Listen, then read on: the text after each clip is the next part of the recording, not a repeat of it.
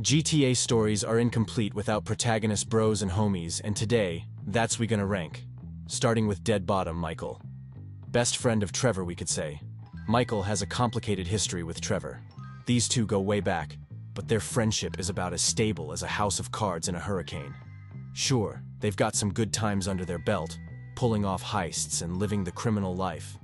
But let's be real, Michael's got more baggage than an airport carousel.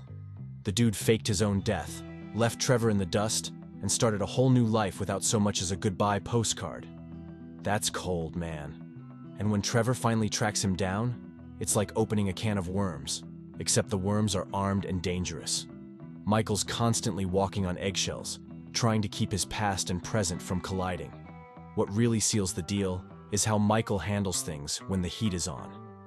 When push comes to shove, he's not afraid to throw Trevor under the bus, or off a cliff, or into the sights of a sniper rifle. Depending on the player's choice, Michael can straight up ice Trevor when things get too messy. That's not exactly best friends forever material, you know.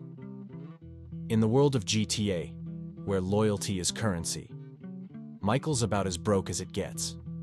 He's always looking out for number one, even if it means burning bridges with gasoline and watching them go up in flames.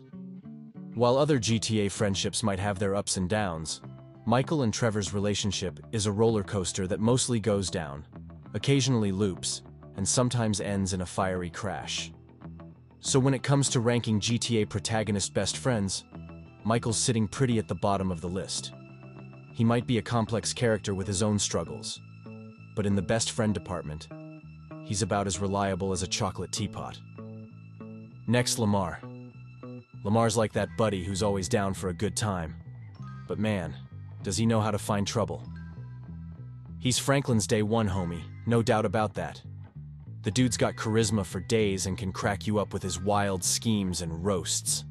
But here's the thing, Lamar's about as reliable as a flip phone from the 90s. Every time he calls Franklin, you just know he's got some half-baked plan that's gonna land them both in hot water. Remember that deal with D? Classic Lamar move. He's got a talent for turning simple jobs into complete disasters. Sure, he's loyal in his own way, but his idea of having your back often means dragging you into situations where you both need backup. Lamar's heart's in the right place, but his brain? That's on vacation most of the time. He's the kind of friend who'll help you move, but might accidentally set your new place on fire while trying to hook up the TV.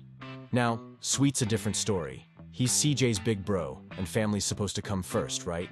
But Sweet's got this knack for making CJ's life harder than it needs to be. He's all about the hood, which is cool and all, but sometimes you gotta know when to step back. Sweet's always giving CJ grief about leaving Los Santos, even though CJ came back to help sort things out. It's like he's stuck in the past, trying to relive the glory days of Grove Street while the world's moving on. His stubbornness puts CJ in some tight spots, always pulling him back into gang beefs when CJ's trying to think bigger. Don't get it twisted, Sweet's loyal to the bone. He'll throw down for his family and his hood without hesitation. But his narrow vision and constant guilt-tripping of CJ knock him down a few pegs in the best friend rankings. He's the kind of bro who's got your back in a fight, but might start that fight because someone looked at him funny. Both Lamar and Sweet have their moments, but when it comes to being solid, dependable homies, they've got some work to do. They're not the worst by any stretch, but in the world of GTA, where your friends can make or break you, these two are more likely to break your getaway car than make your day. Moving on to the Trevor. Trevor's like that one friend who's always ready to help you move a couch or hide a body. No questions asked. When it comes to reliability in the chaos department, Trevor's your go-to guy. Need someone to fly a plane into a war zone? Trevor's your man. Looking for backup in a shootout? Trevor's probably already there, guns blazing and loving every second of it. But here's the rub. Trevor's about as stable as a Jenga tower in an earthquake. Sure, he's loyal to a fault, especially to Michael, despite their complicated history, and later to Franklin. But his loyalty comes with a side of unpredictability that would make a tornado jealous. One minute, he's sharing a beer with you, the next he's asking if you want to go on a rampage through the city. His mood swings aren't just mood swings, they're mood bungee jumps. You never know if you're getting chill Trevor or, I'm gonna burn down this entire trailer park. Trevor. Trevor's got your back, no doubt. But he might also stab someone else in the back just because they looked at him funny, and that someone might be an important contact or, a police officer. Not exactly great for keeping a low profile or building long-term criminal enterprises. Let's not forget his unique approach to problem solving. Got an issue with a rival gang? Most folks might suggest a strategic hit. Trevor? He might just suggest taking out the entire block. Effective? Maybe. Subtle. About as subtle as a rhino in a china shop. And then there's his personal life. The meth, the random acts of violence, the questionable hygiene.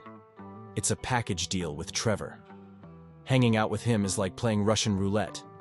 But instead of bullets, the chambers are loaded with bar fights, police chases, and potential cannibalism. But here's the thing. Despite all this, Trevor's got a twisted sense of honor. He values loyalty above all else, which is why Michael's betrayal cut him so deep. In his own messed up way, Trevor's always true to himself and his friends. He just happens to be true to his most destructive impulses too. So can you put faith in Trevor? Well, you can definitely faith in him to be Trevor.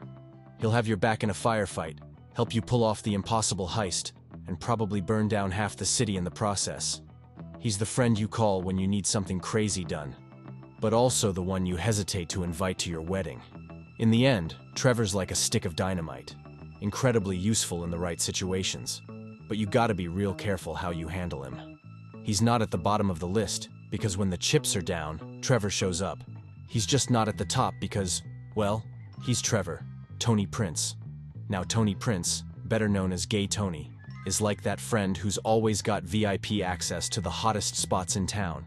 He's the king of Liberty City's nightlife, and for Luis Lopez, he's both a meal ticket and a constant headache. But let's give credit where it's due. Tony's got his moments.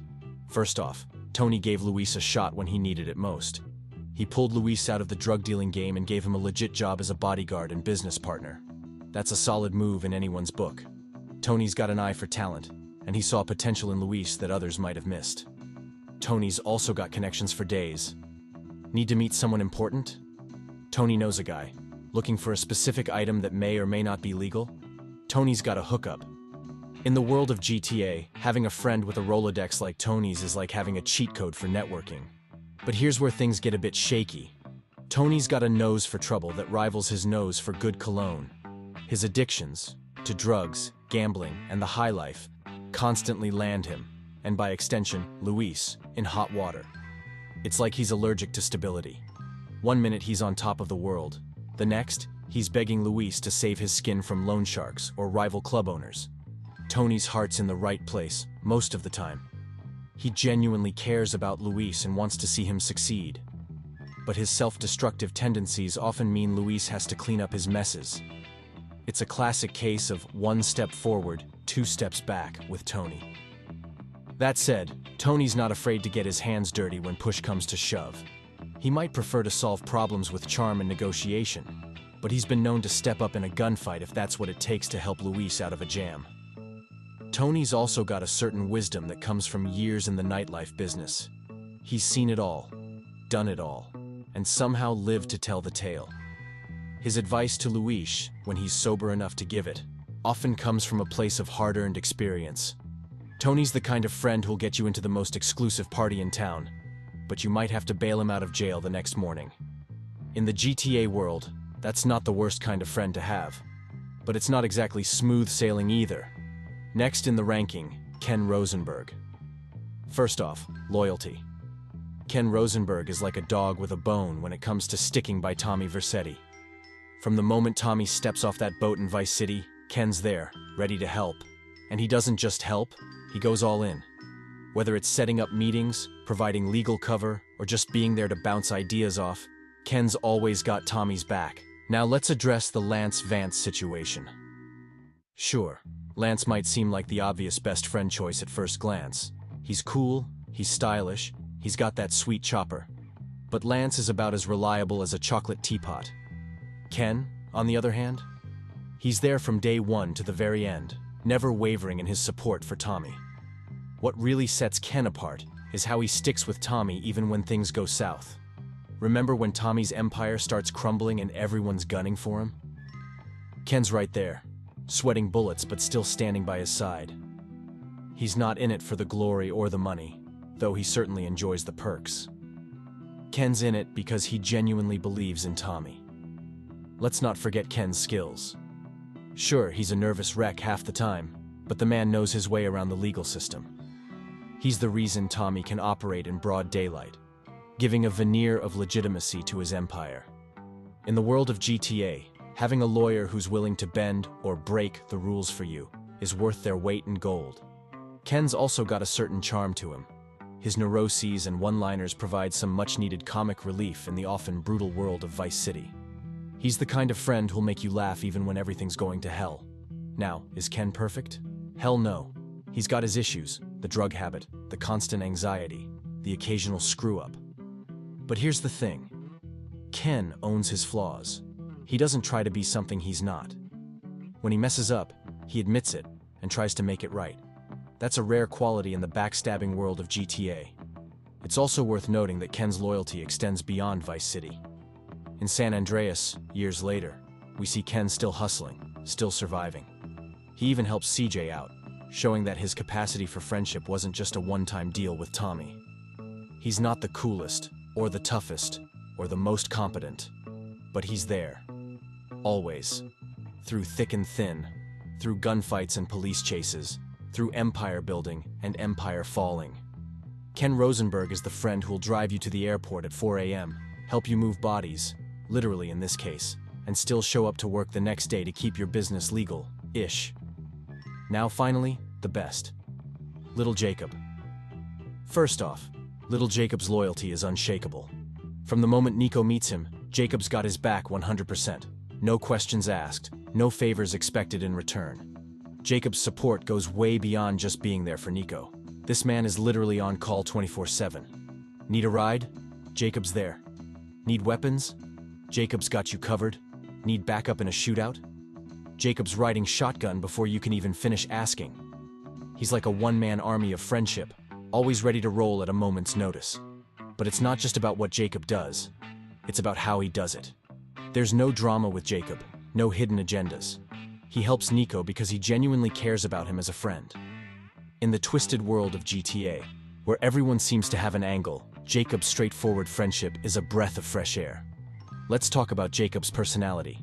Despite being a firearms dealer and a high-ranking member of the Yardies, Jacob's got this calm, philosophical vibe about him. He's always dropping wisdom, helping Nico navigate not just the physical dangers of Liberty City, but the moral ones too. He's like a conscience with dreadlocks and a rocket launcher. Jacob's also got Nico's back when it comes to personal matters. Remember how he helps Nico with his love life? Or how he's always there to lend an ear when Nico needs to vent about his past or his cousin Roman's antics? That's real friendship right there, being there for the big gunfights and the small moments. What really sets Jacob apart is his consistency. From the beginning of the game to the very end, Jacob never wavers in his support.